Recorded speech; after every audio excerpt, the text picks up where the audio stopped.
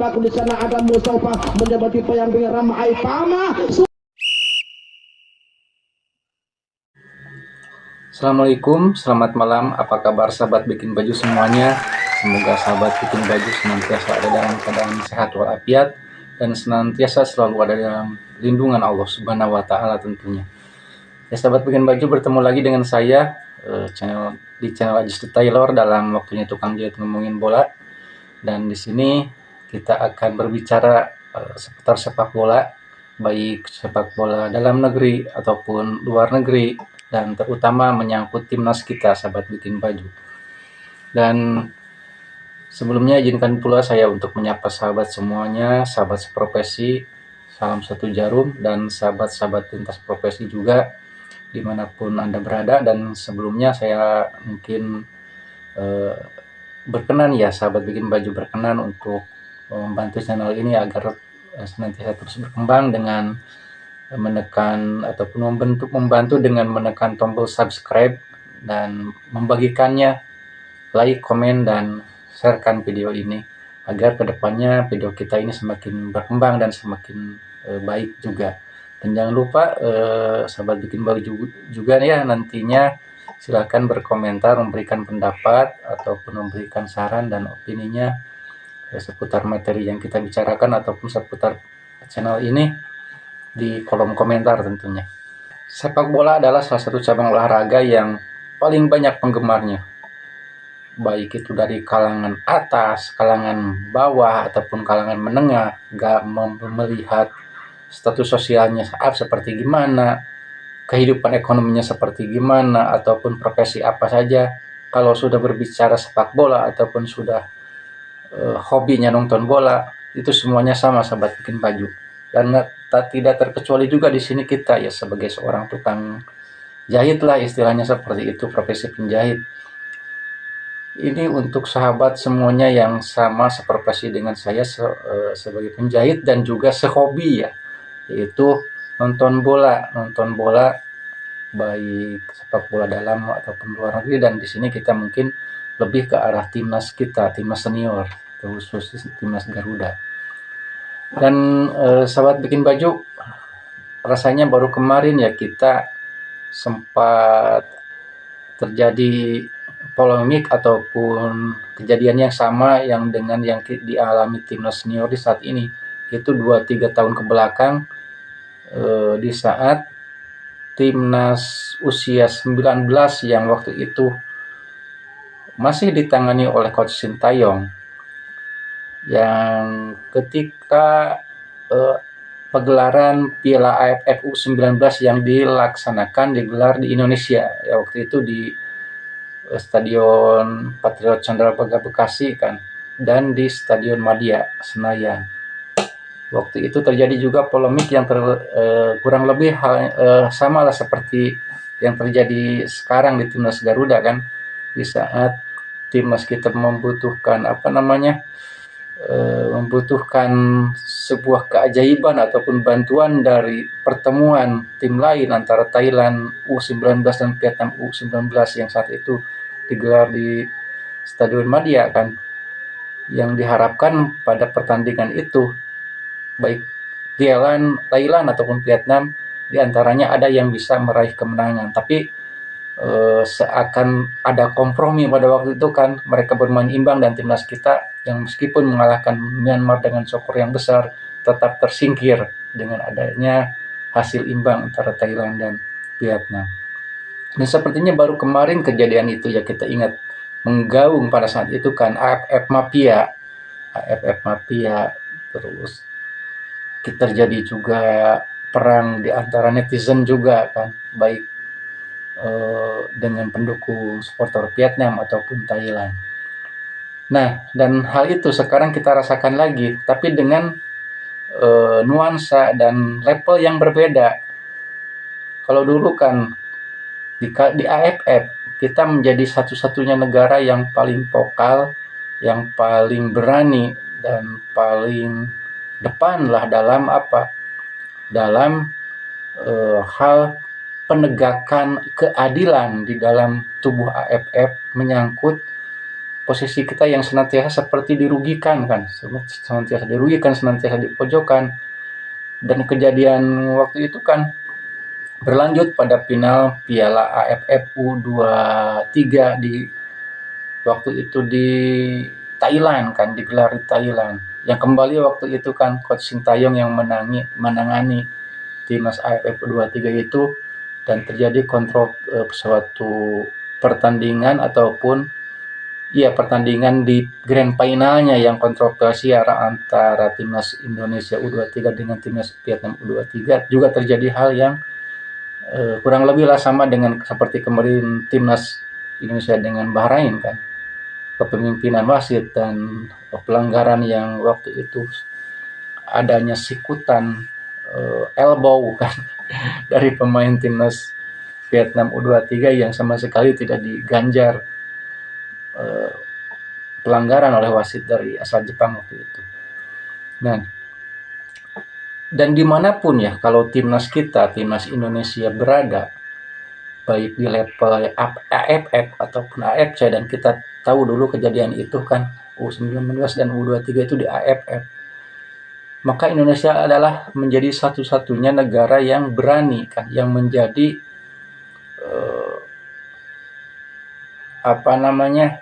pendobrak untuk ketidakadilan ataupun kekurangadilan yang diperlakukan oleh AFF kepada timnas kita.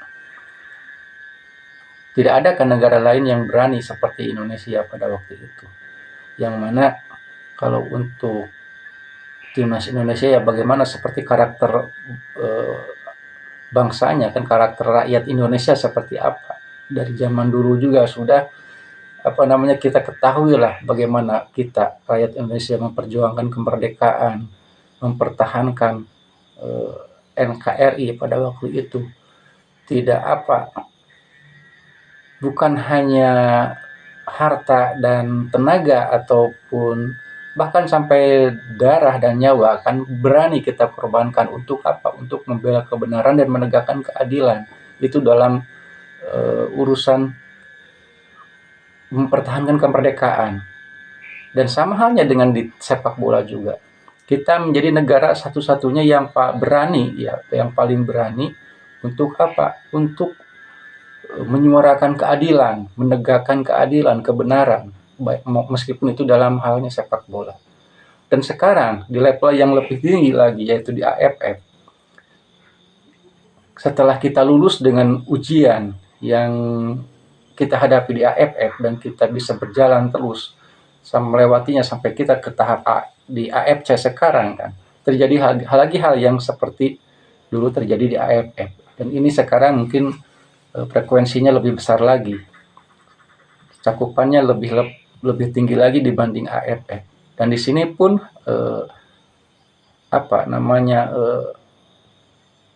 kalau di film superhero itu kan dibilang kalau penjahatnya itu lupa lagi lah, Pilain yang tokoh-tokoh yang kontroversialnya itu sudah lebih kuat lagi kan. Nah kalau sekarang, kalau dulu mengarah ke Vietnam kan, kita itu yang selalu menjadi rivalitas kita itu Thailand, Malaysia. Sekarang sudah lebih ke arah negara-negara dari Timur Tengah, sahabat bikin baju. Ya kita lihat kan Bahrain, Qatar, negara-negara itu sekarang sudah yang sedang kita hadapi gitu sekarang. Jadi sekarang frekuensinya sudah lebih besar lagi rivalitasnya. Nah di sini kita di AFC juga sama. Bahkan bukan hanya negara kita kan, timnas kita yang mendapatkan yang merasakan ataupun mengalami kecurangan dan perlakuan yang tidak adil dari AFC ini. Bahkan kan timnas Jepang juga sama. Timnas Jepang, Korea Selatan, Australia juga sama merasakan. Cuman ada satu yang yang beda gitu di AFC ini, di negara-negara yang di AFC ini, yang tergabung di AFC ini, yang berbeda setelah datangnya Indonesia. Jadi Kalau Jepang dan Korea itu mereka apa namanya, meskipun mereka dicurangi, kan mereka diperlakukan tidak adil, diintimidasi saat bertanding di Bahrain kemarin, mereka itu nggak peduli. Karena apa? Karena mereka eh, lebih apa namanya, lebih fokus, karena mereka juga kan sadar kekuatan mereka itu, meskipun mereka dicurangi mereka akan mampu lah mengalahkan, karena mereka levelnya sudah bukan Asia lagi kan kalau Jepang, Korea itu. Sehingga mereka tidak peduli dengan perlakuan-perlakuan yang seperti itu. Toh mereka tetap akan menang kan. Nah, cuman lain halnya dengan Indonesia, pendatang baru, anak baru yang lumayan ngeyel kan di AFC ini, yang bikin pusing eh, kalau di sekolah itu kakak-kakak kelasnya. Indonesia lain dengan mereka, dengan negara-negara tadi ya, baik Jepang, Korea, Australia. Karena Indonesia itu kembali kepada karakter bangsanya, karakter bangsa, rakyat Indonesia yang apa? Yang tidak bisa mendiamkan sesuatu yang tidak benar ataupun tidak adil. Nah, itulah karakter kita. Sehingga apa? Meskipun kita baru bergabung di sini, kita mendapatkan lawan yang lebih berat, sebuah apa namanya, konspirasi yang lebih kuat lagi. Kita tidak takut, kita tidak bisa mendiamkan itu, karena kita dari dulu juga karakter bangsa Indonesia itu selalu berusaha berjuang sampai titik darah penghabisan untuk menegakkan kebenaran dan membela keadilan seperti itu. Begitupun halnya dalam sepak bola seperti saat ini. Kita tidak seperti Jepang, tidak seperti Korea yang mendiamkan dan cuek, bukan karena kita merasa tidak mampu ataupun level kita di bawah Jepang, tapi meskipun kita sudah seperti Jepang dalam halnya misalnya sepak bolanya sudah maju seperti Jepang, kita tetap tidak akan mendiamkan sesuatu yang tidak benar gitu. Jadi tetap kita akan tidak akan tinggal diam. Kalau memang tidak benar ya kita perjuangkan, kita lawan, kita dobrak gitu kan. Karena buat kita kebenaran itu harus ditegakkan dan keadilan harus kita bela. Karena kalau seandainya nanti kita juga tidak mau hal yang sama dialami oleh tim-tim lain ya, apalagi tim-tim yang nantinya pendatang baru seperti kita kan masuk ke AFC mengalami hal yang sama dengan kita, tentunya kita tidak bisa mendiamkan itu, tapi kita harus membenarkan dan melawan sehingga tidak akan terjadi lagi untuk kedepannya. Itulah karakter timnas Indonesia, karakter bangsa Indonesia, karakter PSSI yang sekarang. Dan ini ya ada satu fenomena sahabat bikin baju. Rivalitas kita dengan negara-negara Timur Tengah ini bukan hanya terjadi di halnya sepak bola kan. Sepertinya dengan baik dari segi politiknya, segi religiusnya, semuanya sepertinya di front itu sekarang sedang berhadapan bangsa Indonesia dengan bangsa Timur Tengah. Kita tahu kan dengan kejadian-kejadian yang sekarang ini mungkin agak sedikit menyimpang dari sepak bola, tapi ini menarik untuk dibicarakan yang terjadi antara sekarang kan kiai-kiai kita yang menghadapi yang sedang terjadi bukan konfrontasi ya, polemik dengan Habib itu kan, dengan Habib. Terus dalam urusan politik juga kan terjadi pemerintah kita sedang berhadapan ataupun sedang istilahnya lah bukan ini dirongrong lah, orang ternyata kan di antaranya ada juga yang berlatar belakang Timur Tengah seperti itu tokoh-tokohnya. Nah mungkin menariknya fenomena itu terjadi. Jadi rivalitas dengan Timur Tengah ini bukan hanya di dalam urusan sepak bola, tapi menyangkut ke hal-hal lain juga. Dan itu menandakan diawalinya rivalitas tanpa batas antara bangsa kita, bangsa Indonesia dengan bangsa-bangsa dari Timur Tengah. Dan di sini di AFC kita juga sekarang kembali diuji seperti halnya dulu di AFF. Dan kita berharap dan berdoa semoga PSSI, Timnas, dan bangsa Indonesia, pemerintah kita bisa melewati ujian ini, bisa melaluinya, dan kebenaran bisa ditegakkan di AFC ini dalam urusan sepak bola tentunya. Dan kita harapkan setelah kita mampu nanti melewati ujian di AFC ini dan kita bersiap untuk menghadapi ujian yang lebih besarnya lagi nanti di FIFA tentunya sahabat bikin baju. Dan semoga saja kita bisa mampu, PSSI dan Timnas melewati ujian ini. Oh ya sahabat bikin baju. Dan saya berharap juga lah, dan mungkin kita semua ya sahabat bikin baju juga tentunya berharap terhadap para pengurus di PSSI tentunya, agar jangan silau dengan apa, karena kita tahu kan latar belakang negara kita yang latar belakang masyarakatnya mayoritasnya muslim kan. Mohon maaf mungkin sebelumnya berbicara ke arah hal tersebut. Kita tentunya jangan superior ataupun jangan silau lah dengan tatkala kita berhadapan dengan bangsa-bangsa dari Timur Tengah, meskipun mungkin di dalam urusan sepak bola seperti halnya di AFC, karena kita tahu kan AFC sekarang baik dari ketua umumnya kan, presiden AFC itu kan kita tahu dari mana, dari Bahrain.